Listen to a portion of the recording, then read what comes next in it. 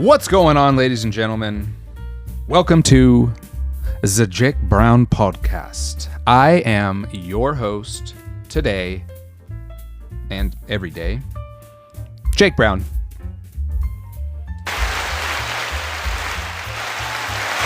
Oh, thank you. Thank you very much. I appreciate it. All right, sit down.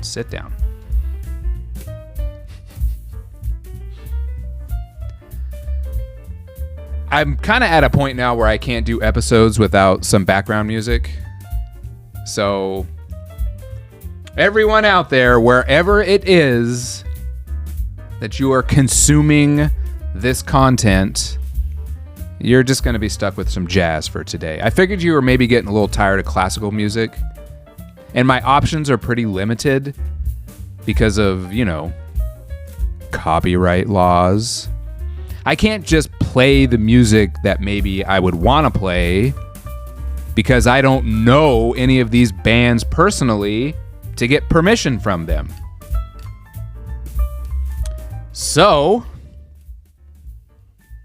I got to play like generic music, like generic jazz, elevator music, I guess you could say. It's a little better than elevator music.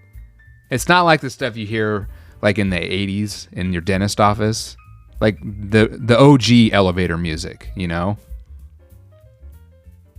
Like Kenny G type stuff, but with way less personality and enthusiasm and passion.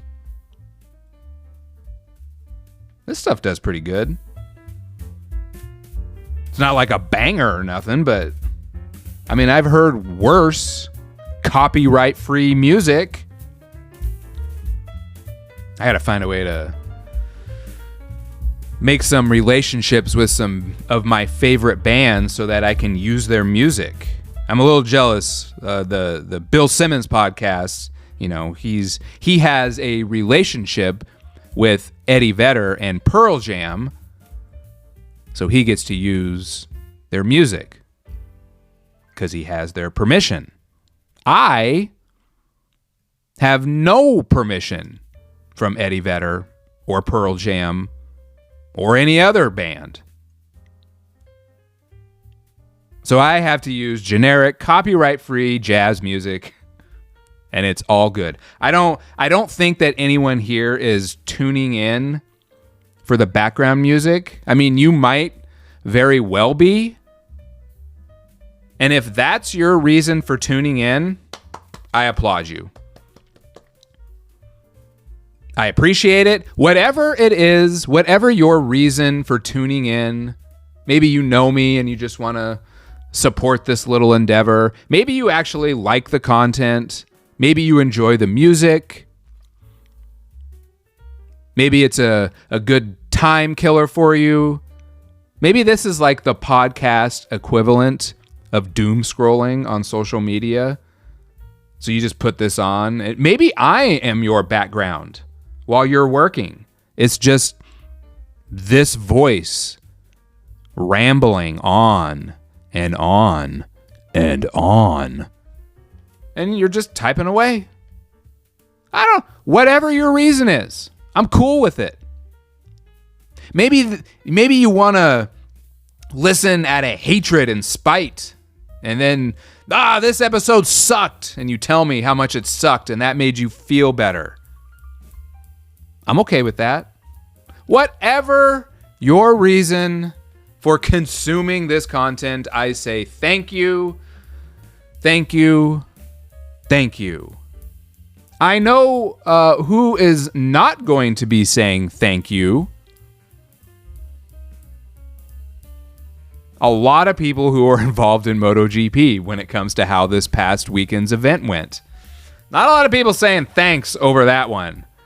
I think the only thing that people are thankful for is that it's over and the Traveling Circus is moving on to Austin, Texas this weekend. Look, I am not coming on here to throw shade on Liberty or Dorna or the MotoGP group. We're just going to call them Dorna. Everybody calls them Dorna. Nobody calls them by whatever their new their new name is, the MotoGP Entertainment Group or whatever the heck it is. Dorna is running the show.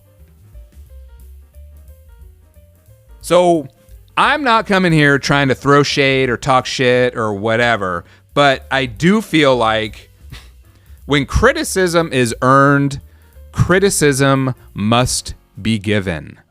And Dorna has been getting a lot of criticism. A lot. In the last 24 hours, 48 hours, realistically. Ever since, let me think. A fucking sinkhole opened up on the main straightaway at the track you're trying to host MotoGP at? Good Lord. What an absolute shit show that was. And I don't bring out the shit show very often. I try to reserve shit show for like really extreme cases of shit showingness. But this past weekend in Brazil at that facility was an absolute shit show. A sinkhole opened up on the main straightaway. Moto 2 and Moto 3 could not do their qualifying because a sinkhole opened up during the event. And it's not like it took a long time. That's kind of what was like scary about it. We're talking like a matter of minutes. A hole opened up. And at one point, they had cut the hole bigger, you know, because you want to think of it kind of like a cavity, you know? When you're fixing a cavity, and look, I'm not a dentist. I'm not pretending I'm a dentist. Don't take, you know, anything that I'm about to say here as dental gospel. All right? But I'm not an idiot. Like, if you have a cavity fixed, they don't just take out a small portion of the cavity. They not only grind the whole cavity out, but they're going to take a little extra just in case. Okay? So they cut this hole, obviously, to try to fix it and make sure that whatever parts started to sink, all that debris had been removed. And some of the pictures that were just showing up on Twitter, like grown-ass men standing in a hole on the straightaway that was about 4 feet deep. Are you kidding me? Are you kidding me? Any rational person at that point is going to just think the event is canceled for the day. We're going to do our damnedest to get this fixed. And then tomorrow, which would be Sunday, we're going to reevaluate. That's what like a normal thinking human would do. But this is 2026. And I find the more I venture out into public spaces, the smaller amount of like normal people I run into on a daily basis. And I get it. Like we all have our crazy moments, you know, where maybe we aren't normal.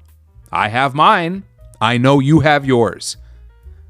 But this decision to not only delay the sprint race on Saturday after, what was it again? What was it again that happened? Oh yeah, a fucking sinkhole opened up in the middle of the straightaway. The fact that not only did they delay it, but then decided to go ahead with said sprint race kind of blew my mind. Now, I don't know what chemicals they put in whatever their quick drying concrete fucking asphalt mix that they concocted. Whatever it is that they did to only have the sprint race be delayed by about, 90 minutes? In a hole that was like, at its deepest, probably 3.5, 4 feet deep. I mean, again, there's pictures of grown men standing in this hole that's coming up to their stomach. Now, I don't know how tall on average the Brazilian population is, but I'm pretty sure they're of average human male height, just like everywhere else in the world, roughly 5'9". So it's safe to say that the people I saw in these pictures standing in this hole were probably between 5'6" and 5'9". In other words, it was a deep hole in the middle of the straightaway during a MotoGP event. And they ran the race anyway. Which then, kind of begs the question, at what point, and I haven't even, really gotten to the bad part yet. At what point are you putting profits and pressure to hold an event over rider safety? And I understand racing motorcycles is already dangerous as it is. Everybody acknowledges the risks. Everybody accepts the risks. We are all good with the risks associated with not only racing motorcycles. There's a reason that these crew guys and these engineers wear helmets when they're on the hot pit. It's because they get hit sometimes. I have seen it happen. In all motorsports, from NASCAR to Indy to Formula One, MotoGP, World Superbike, these crew guys who are on the hot pit going back and forth maybe between the hot pit wall, or they're, part of the crew. These dudes are all wearing helmets because they have been run over. The shit is dangerous. It is dangerous. We accept, and I say we because I was a racer. I understand the risks associated with racing a motorcycle. Just like I understand the risks associated with riding a motorcycle on a public road. I understand the risks involved. There's a certain level of trust, though, when you are a part of these teams as either an athlete or a crew member. You kind of trust that the organization as a whole is going to put you in the safest possible situation there is so that you can be successful at whatever it is that your job is. There are things that, when I was racing, I wasn't wondering, hey, is the track falling apart? Is the track actively falling apart? And I'm not talking about seam cracks and shit like that over years or months start to develop, and they're just kind of part of the character of the track. I'm not talking about that. I'm talking about each lap that riders are going by, the track is actively falling apart. Pieces of the track are getting kicked up and hitting riders as they are riding through those sections. That's the kind of track degradation I'm talking about here. I'm not talking about stuff that takes weeks or months or even years. The whole frog in a pan of boiling water thing. You put the frog on the pan in cold water and slowly start to boil. The frog doesn't even notice that it's being boiled alive. If there's a small tiny dip in a specific turn at a specific track, and over the course of 5 seasons that dip gets a little bit worse, you're really not going to notice it. And maybe you adjust your line, you prepare for it. But if I do one lap and through a specific turn, it's smooth, and then on lap 5, there's a fucking hole there, that's a problem. That's not something that you game plan around. And for the facility, for the organizers, so whoever runs the track, independent of Dorna, the owners or the operators, who are communicating with Dorna, and then they come to the decision that, hey, even though the track's falling apart, we can see it, riders are saying it, not only are we not gonna cancel the sprint race after we've done a major repair to the surface of the track, we're going to run the sprint race, and then we're going to run all the Moto 2, Moto 3 qualifying the following morning, and we're going to run all 3 races. And then, even though the track probably wasn't in the best condition for Moto 3 and then the heavier Moto 2 bikes, yes, we're still going to run MotoGP, but we're going to reduce the number of laps by a third. Would they drop it down to 23 laps? 26 laps or some shit? It was shorter than the Moto 2 race. That's crazy. You are acknowledging that there is a problem with the surface of the track, with the safety of this track, of the facility.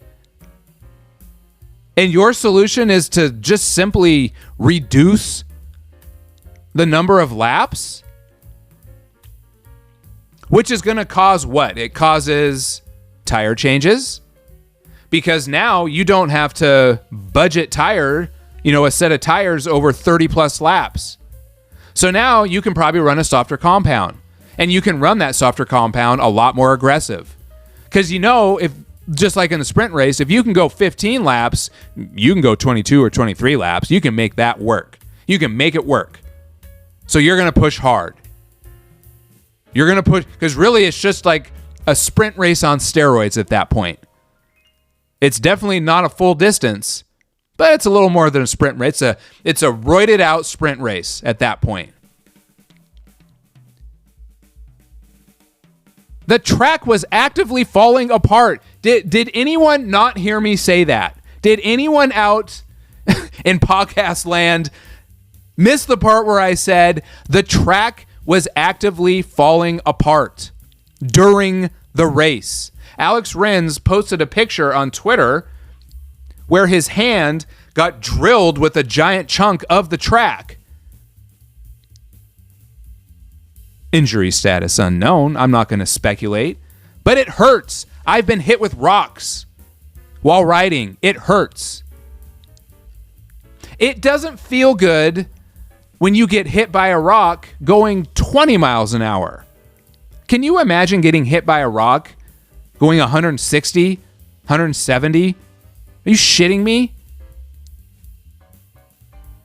Which goes back to my question, at what point are you okay with just losing the money from canceling events in the name of rider safety? Well, apparently we haven't reached that threshold yet. Because apparently a sinkhole in the track and then the surface actively chipping away, chunking away, falling apart during the race, if that's not enough to stop a race, what the fuck else do you need to have happen to a surface? What is the justification outside of financial for continuing to run that event, especially on Sunday, when you knew how big of a problem you had in one part of the track? How the fuck do you know that another sinkhole isn't going to form? A MotoGP race is roughly 45 minutes long. The sinkhole that started forming before the sprint race, would that take 20 minutes? I mean, honestly, it probably started happening, out of sight underground way before that. But you don't know how much of what took place in that specific spot is also taking place at any other point on that track. If it happened in one spot, there's no reason it cannot happen in another. Oh my God, I'm getting all worked up here. I'm raising my voice. I take a drink of some soda water. Jesus.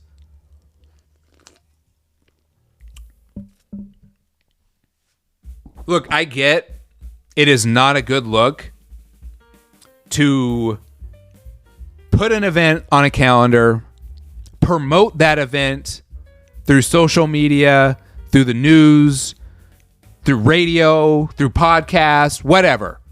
You promote the event. You market the event. You sell your tickets. They had 148,000 people show up over the course of the full weekend. Okay, not all on one day. But the 3-day total, Friday, Saturday, Sunday, 148,000 people came to watch the races or the practice sessions or both. Like the Sunday race was absolutely packed. So I understand it's not a good look to tell all those people who paid to be there, who bought merchandise, who support the series, who probably subscribe to the app so that, they, just like all of us, can watch the races.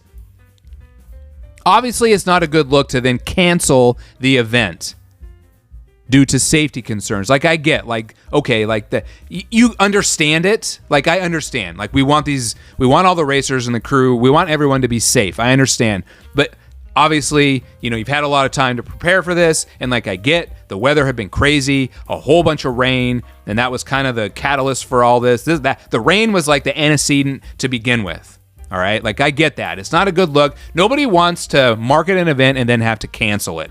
That sucks. Okay, but do you know what looks even worse than that? Getting a rider seriously injured or killed because the fucking surface is falling apart underneath bikes that are going 200 miles an hour. That's a much worse look. So if I had to kind of sum up the way that this weekend went for Dorna, for Liberty, for MotoGP in general, I would say they dodged a bullet. They rolled the dice, and they should all these Dorna people, they should all just go to Vegas and just bet it all on black. Go play the lottery. I have never seen a group of people get so lucky as what happened this past weekend. Nobody got hurt because of the condition of the track. Now, there were a lot of crashes. Turn 4 just turned into crash corner. And who knows whether the excessive rain that they had or the condition of the track, who knows? And I really liked that track, I know I talk a lot about how tracks look from a broadcast standpoint. How does it look to the viewer on TV? Because that's where most of your eyeballs are going to be. Most of your eyeballs are fixated on a TV or a screen, a phone, an iPad, a Kindle, whatever the hell. They're on a screen watching your broadcast. And like I've said, there are some tracks don't broadcast very well. That track they're at this past weekend, that track broadcast very good. That was an entertaining track to watch these guys do laps around. And not just the GP. Moto 2 was entertaining and Moto 3 was entertaining. The track was small enough and tight enough, but still open enough. I mean, yeah, it was a little narrow. I wish it was 5 or 10 feet wider, but it is what it is. The layout and the flow of the track, very entertaining. I feel like through the screen, I was able to get a feel for the speed that these guys were doing, you know? And some tracks you don't really get that feel. Like Aragon, I understand Aragon's out in the middle of nowhere, you know? And like it's a fun track and the riders seem to enjoy it because it's fast and there's some elevation, but like, you know, not like a lot of elevation. It's not like fucking Laguna or something, you know? It's not like the Saxon Ring. It's not elevation like that, but there's some elevation, but it doesn't really air well on TV. It just doesn't. From a broadcast standpoint. And I, you know, like they probably do the best they can. I have my gripes, but I know they're trying. Like you try to make a boring broadcast track look good. Sometimes it's hard. They didn't have to do a lot of that in Brazil. The track broadcast very well through a screen, you know? So that's not the problem. Like the problem was just the condition of the actual facilities. Not good. Not a good look. Will they go back? Probably. Now, obviously, I feel like, as with anything, and from what I've heard about the weather there, like, toward the end of summer is the ideal time. Like, or I shouldn't say, depending on where you are on Earth, you know, your summer is different. So, like that July, August, September, maybe into October, that is apparently, like, the ideal time to hold events in that part of Brazil. Where this time of year, yes, the weather is hot, but they get a ton of rain. So they should probably look just like with what happened in Phillip Island. One of the gripes was that they go there the wrong time of year and the fucking weather, freezing cold or raining, insane wind. And maybe that's part of why this is the last year of arguably the coolest track, the one that broadcasts the best, and the one that the riders enjoy the most is going to be gone after this year. So I feel like there's potential at this track in Brazil. Definitely potential. 100%. But my God. Come on, people. If you can't at least schedule it in the right time of year, then don't fucking go. Don't go.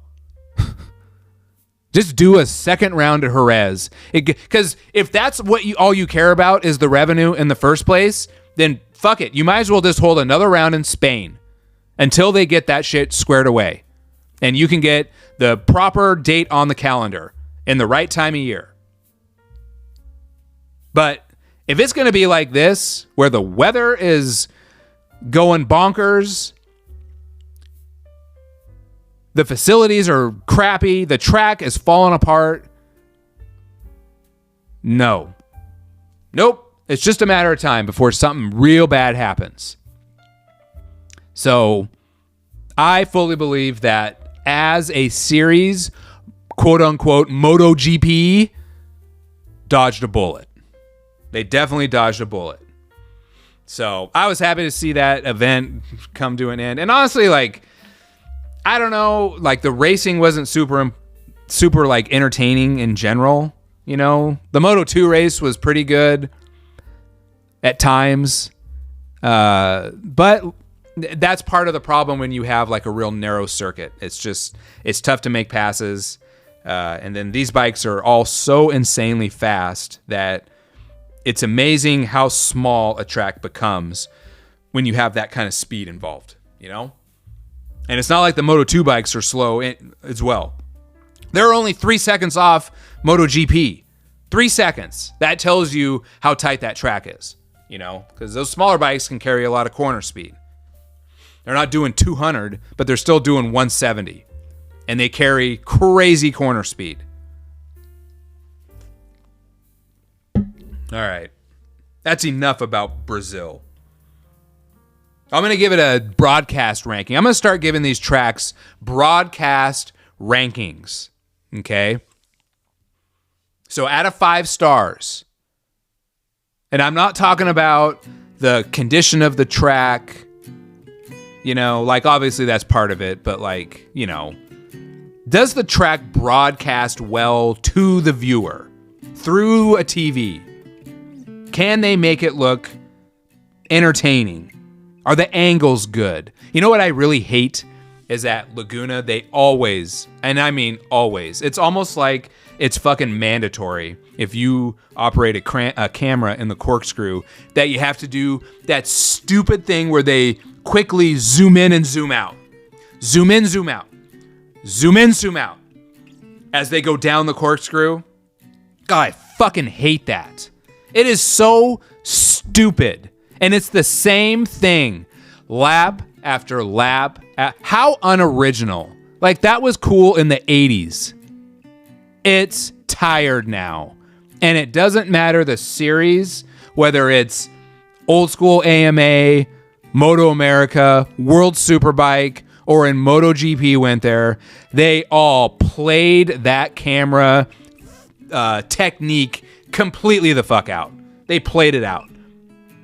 So now I enjoy seeing tracks that don't have like some shtick, That was a shtick.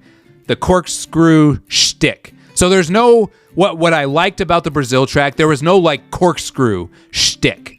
It showed well. You got a good feel for the speed, it was just, so I'm going to give this, if Phillip Island is a 5, I'm going to give this one a 3.5. 3.5 stars.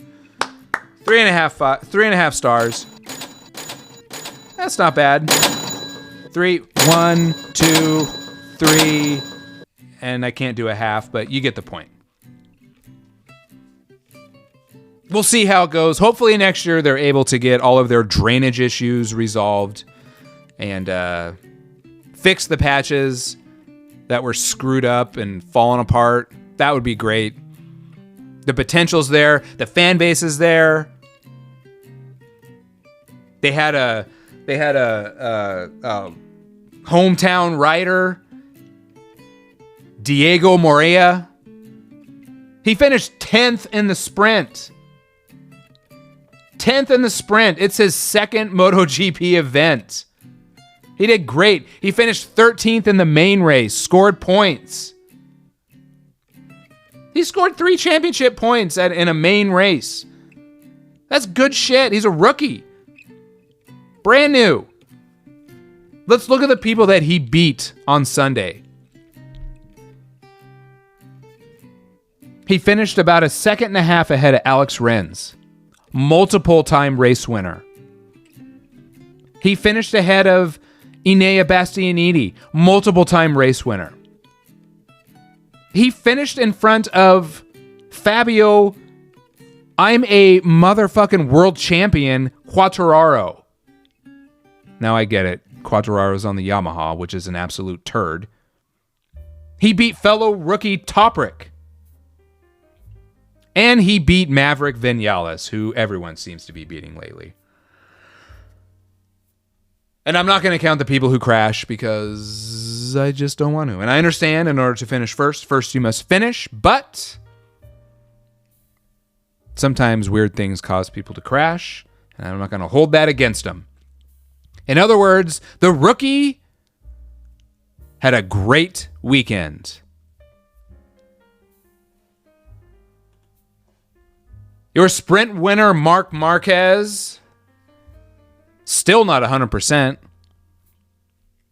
after he had his shoulder absolutely destroyed last year. Man, I still think about how lucky I was that I got to see him in the flesh at Motegi last year win the world championship. Just talk about dumb luck. That over the course of the season, the points played out to where he was able to win the world championship at an event the only event that I was able to go to about as far away from where I live as possible. And then the very next event, he gets hurt and he misses the rest of the season. What are the chances? It still just blows my mind.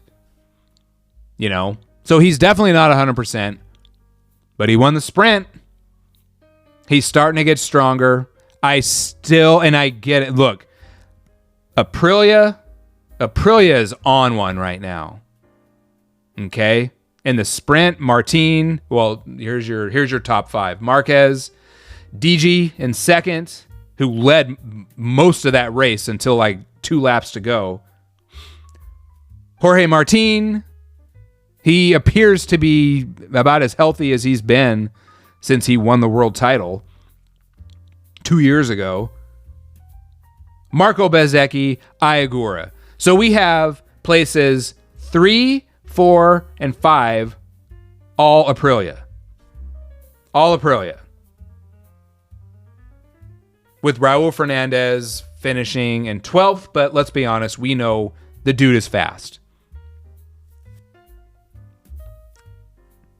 I'm still sticking by what I said last week or 2 weeks ago. I think Ducati is still the best manufacturer, and I think over the course of the full 22 rounds, Ducati, the cream rises to the top. They will be fine. They're going to get it figured out. I still think they're going to win the manufacturers, the constructors. And I think Marc Marquez is still going to win the Ryder Championship. I still think that. I'm not deviating from that. What I am going to deviate from is that maybe I thought the gap was going to be a certain point. I think that gap is a lot smaller than what I had planned on. Now, once the series gets back to Europe and all these teams have crazy amounts of data at all these tracks, like nobody had data at Brazil. It's the first time MotoGP had ever been there. Okay? There's no data. And they had shit weather on Friday, so they didn't have a lot of dry time. Like none of the bikes really look great. I feel like a lot of the bikes looked like it looked like they were all moving around a lot, and that's a setup thing. If they get more dry setup time on Friday, I think the races look more planted on Saturday and Sunday. To me, the bikes just look kind of loose, And I think that's they just didn't get enough dry setup time. So then you're trying shit, and, you're using the sprint race as almost like a super intense practice session to try to get your Sunday setup dialed in, which I'm sure they're doing anyway to a certain extent. I mean, why wouldn't you? Very rarely do you get obviously you get race data, but it's almost like a practice race before the main race, even though there's some points involved. I think Ducati is going to be fine, but good God, Aprilia is on one right now.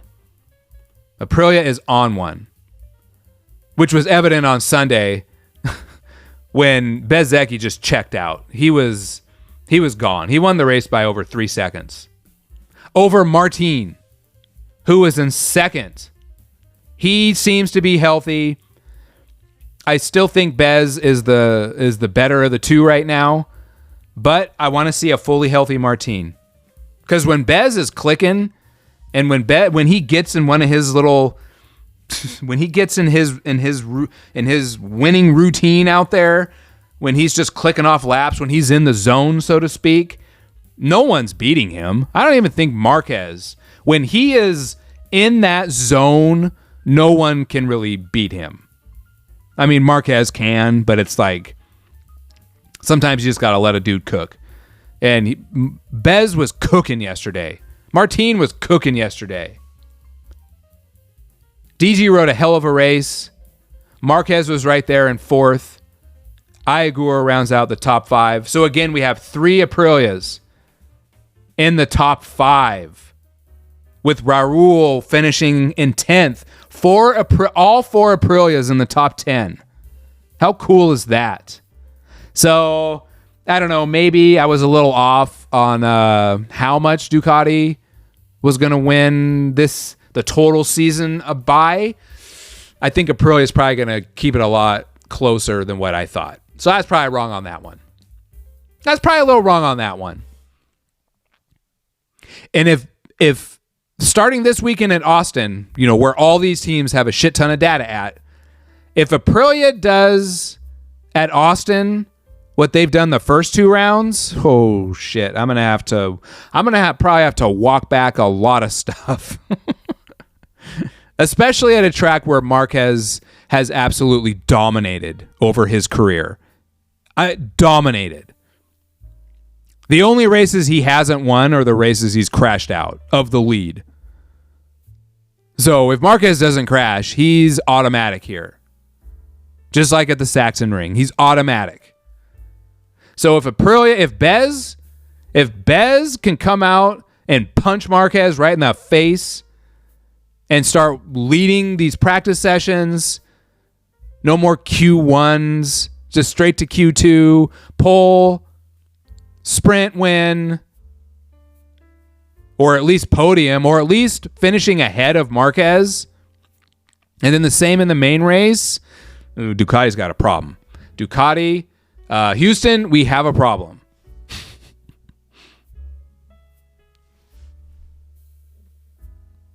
Now, I don't think that's going to happen, but at this point, I would not be surprised if that's what happens. What happens when a rider gets confidence? Bez is about as confident. He's now won 4 straight Sunday races, dating back to last season. 4 straight. 4 straight. And he's winning these races easily. So if he can keep doing that, it's going to be a long season for the rest of the grid. It's going to be a long season. Standings. As of today, Bezzecchi takes the lead. Jorge Martin in second place, 11 points back. Pedro Acosta, a very forgettable weekend. He is in third place. DG fourth. Marc Marquez is now in fifth. So he's clawing some points back. We got both Trackhouse riders, Agura and Fernandez, 6th and 7th. Alex in 8th. Brad Bender in 9th. And rounding out the top 10, Franco Morbidelli. I'm a little sad to not see any Japanese bikes in the top 10.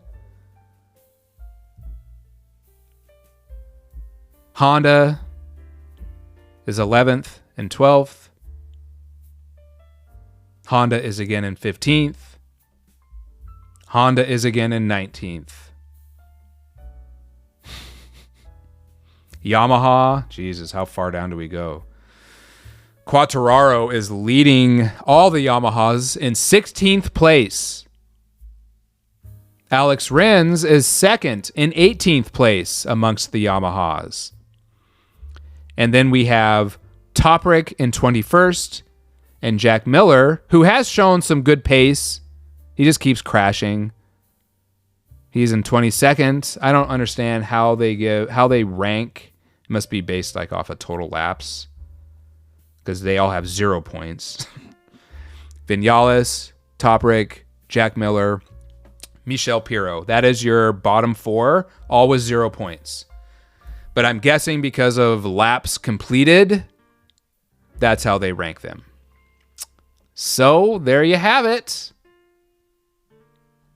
We got a real humdinger.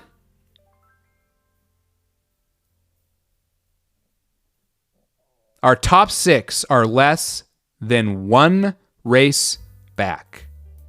I kind of look at it like anything over 25 points that's over a race,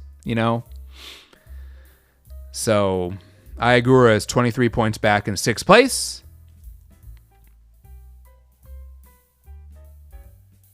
It's going to be a good season.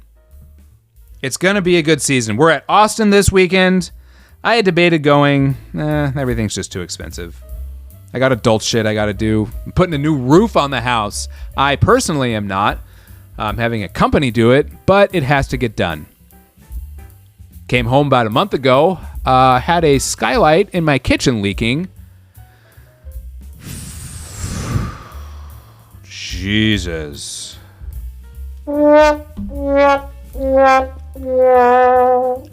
Now, look, I understand that when you own a home, repairs that go into the home should be gains you see when you sell the home. But that doesn't take away from the sting of having to write a check for the deposit for half the cost. And then when I have to write the check for the rest, which, let's be honest, isn't going to be half, because when they tear the old roof off, there's going to be some shit they're going to have to do that, you don't know about until you get the old stuff ripped out. So I probably realistically paid about 40%, not 50%. Oh, the joys of home ownership. Anybody else have some home ownership horror stories?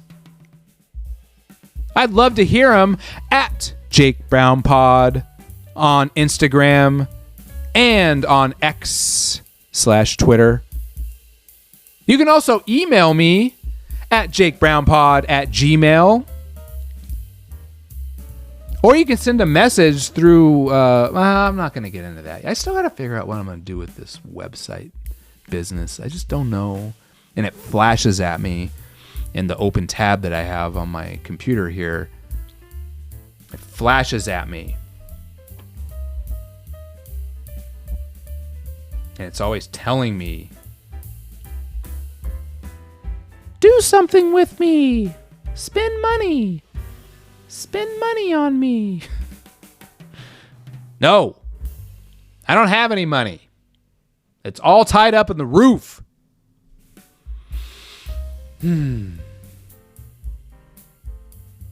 If you're sleeping on a queen bed and you want to change your life, just know that a king size bed is the same measurements from head to toe as a queen, and it's only 16 inches wider total. Do it. Do it. I recently just decided to get a king size bed. New frame, new bed. Oh my God. I'm a total sideways sleeper. Like I'm like a northeast to southwest kind of thing, or a northwest to southeast, That's kind of the weird angle I like to sleep at. And I'm only 5'8", so on a king size bed, I can get real sideways. I get real sideways on that thing. And my feet are not off the bed. So I'm telling you, this has absolutely nothing to do with MotoGP. But 16 inches. That's not that much space.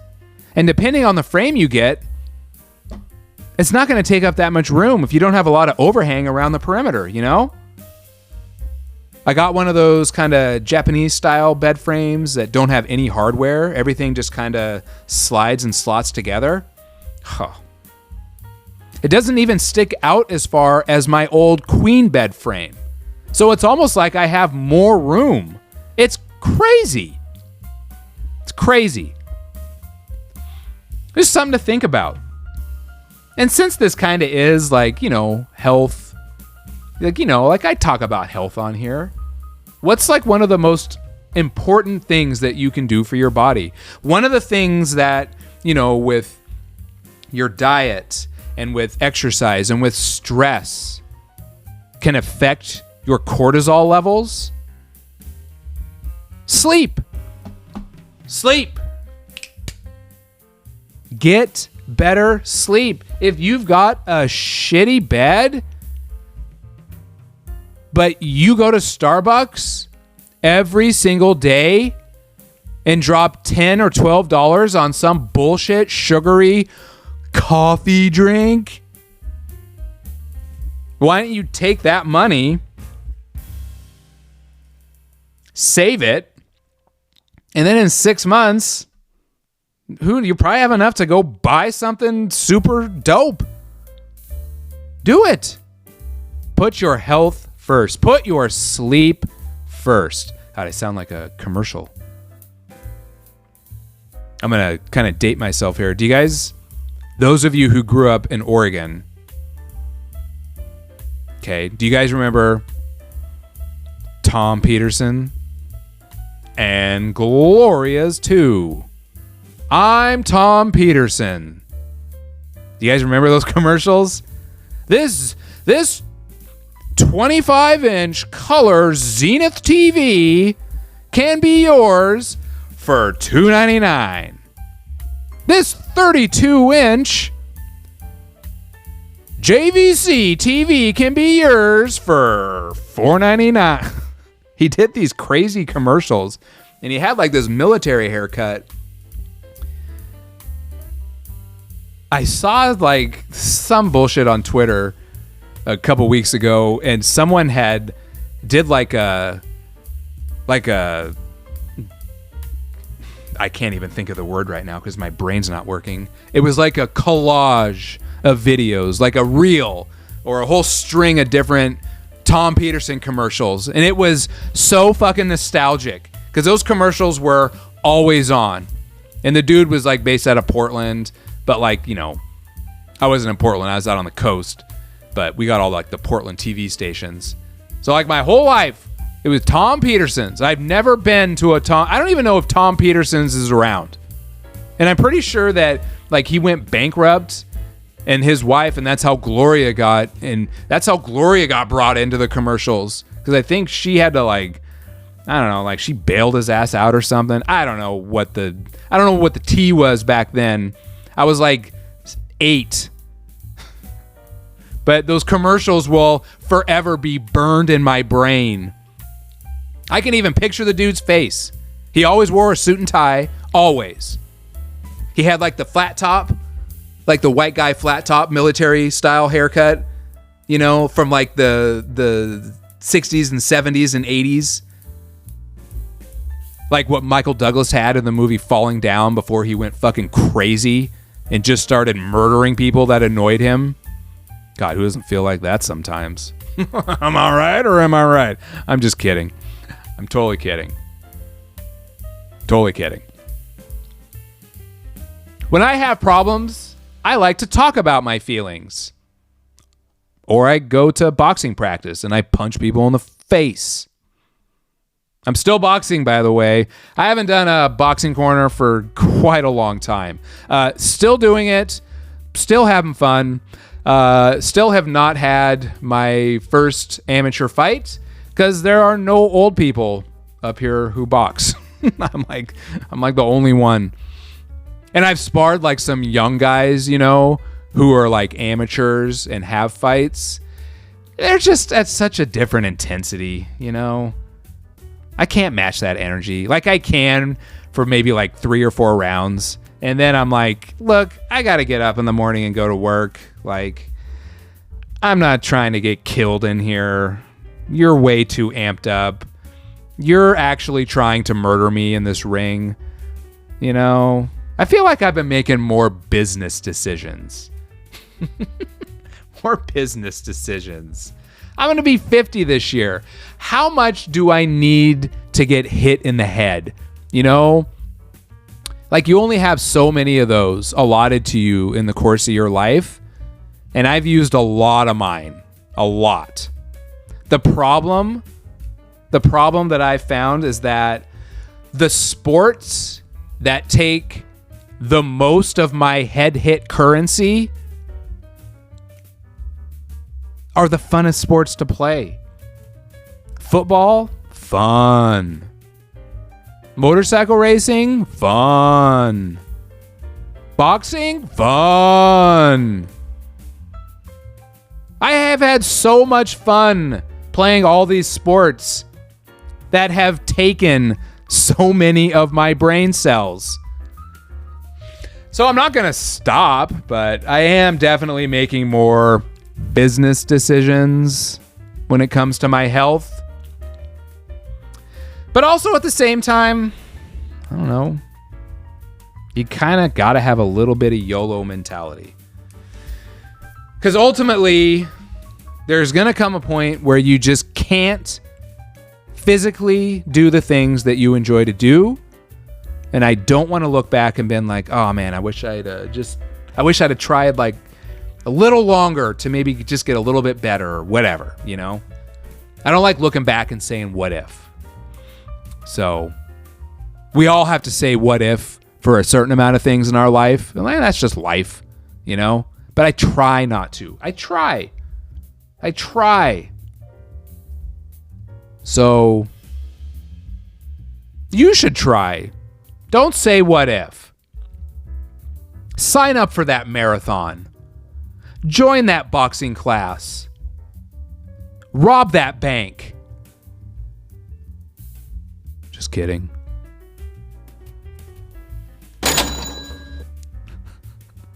I'm kidding. If you're like a professional criminal, I mean, really, criminals should be exactly like anyone else that is in society. Like if you are a career criminal, isn't your goal to be the best criminal possible and to have the most success possible? Like, why wouldn't you? Like, no one like gets into crime. Like, no one has that, you know, that day, you know, where they're just like, you know what? I'm going to be a criminal from now on, you know? And then they think, I'm going to be the worst criminal that I can be. Like, fuck, are you shitting me? Nobody thinks that. I think criminals are some of the most optimistic people that I have ever met. And I've met a lot of criminals in my life. I've met a lot of criminals. They're all very optimistic. Like, they really are.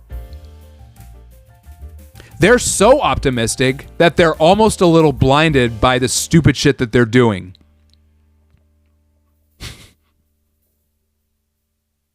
But I feel like when you decide you're not going to be, you don't want to be a shitty criminal.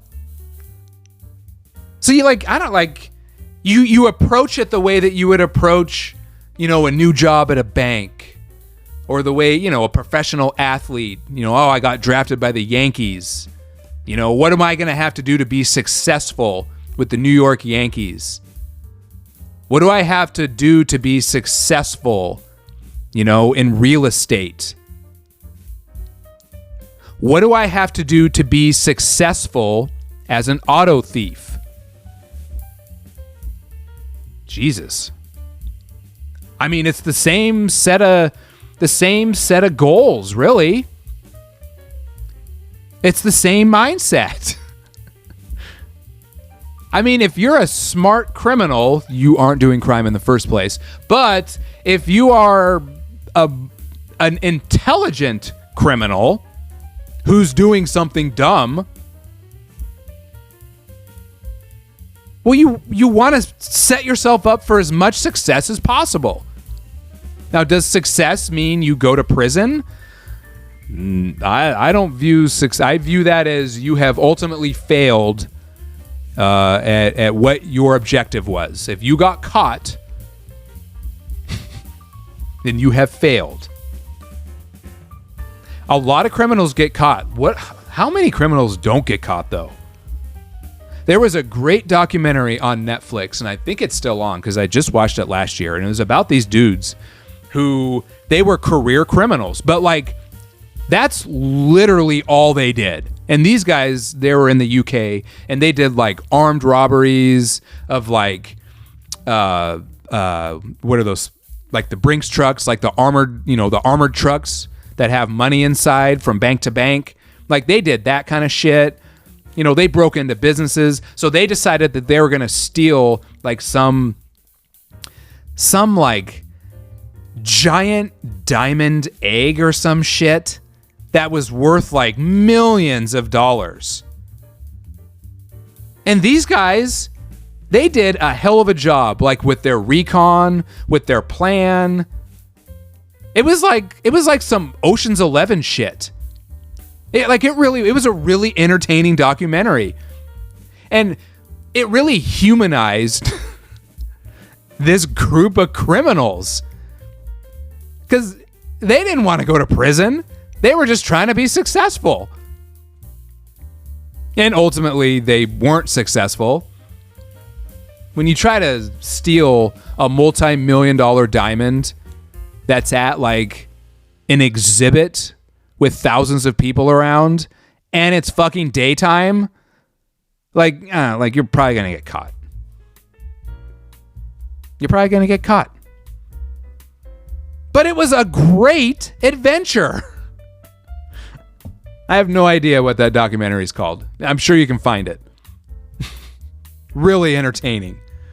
I don't even know where I'm going with all this. My whole point was with the king size bed. Get your good sleep. It's life-changing. Keep those cortisol levels in check. This fucking music is killing me. I feel like I'm in the waiting room of one of my Wii games. Like in the section where you set up like your avatar, you know? It's just like that weird fucking music. That's what this feels like. All right, we are over an hour. I'm done. MotoGP this weekend at Austin. Those of you who are going, hey, have a blast. Have a blast. Have some ribs for me. Have some brisket for me.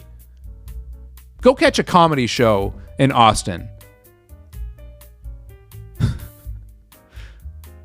Enjoy the races. I'll be back next week with another episode of the Jake Brown Podcast. Everyone, take care.